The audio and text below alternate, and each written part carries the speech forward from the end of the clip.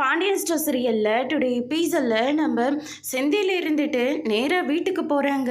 அங்கே நம்ம பாண்டியன் இருந்துட்டு, மீனா அந்த 10 லட்ச ரூபா பணத்தை நீ அக்கௌண்ட்டில் போட்டு லோனை க்ளோஸ் பண்ணிட்டியாம்மா அப்படின்னு சொல்லிட்டு கேட்குறாங்க. இன்னும் இல்லைம்மாம்மா, இன்னும் 2 நாள் டைம் ஆகும்னு சொல்கிறாங்க. இந்த மாதம் டீவும் சேர்த்து தான் கட்டணும் அப்படின்ற மாதிரி சொல்லிடுறாங்க. அதுக்கு அடுத்து தான் நம்ம செந்தில பிடிச்சி பாண்டியன் பயங்கரமாக திட்டிகிட்டு இருக்காங்க. நீ பண்ண வேலையால் பாவம் அந்த பொண்ணு வேற ரொம்ப கஷ்டப்பட்டுட்டு இருக்கு.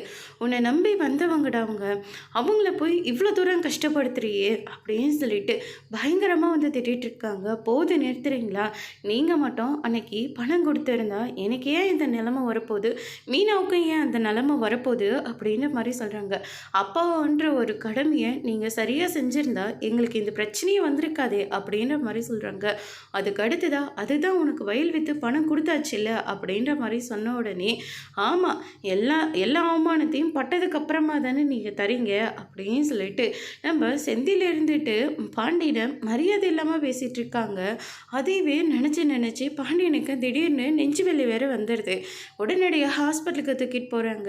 அங்கே அவருக்கு ஹார்ட் அட்டாக் வந்திருக்கு அப்படின்ற மாதிரி சொல்லிடுறாங்க. இப்போ உனக்கு சந்தோஷமாடா? அந்த மனுஷனை கொன்னாதான் இல்லை உன் ஆத்திரம் தீருமா அப்படின்னு சொல்லிட்டு கோமதி இருந்துட்டு செந்தில பிடிச்சி பயங்கரமாக திட்டுறாங்க. அந்த மனுஷன் இந்த குடும்பத்துக்காக ஒவ்வொரு நிமிஷமாக போராடிட்டு இருக்கிறோட அந்த வாட்ச் வாங்கி 15 வருஷம் ஆகுது தெரியுமா உனக்கு அப்படின்னு சொல்லிட்டு பாண்டியனோட நிலைமை எல்லாத்தையும் எடுத்து சொல்கிறாங்க. அதோடு இன்னைக்கான பிரம்ம முடிச்சிருக்கு.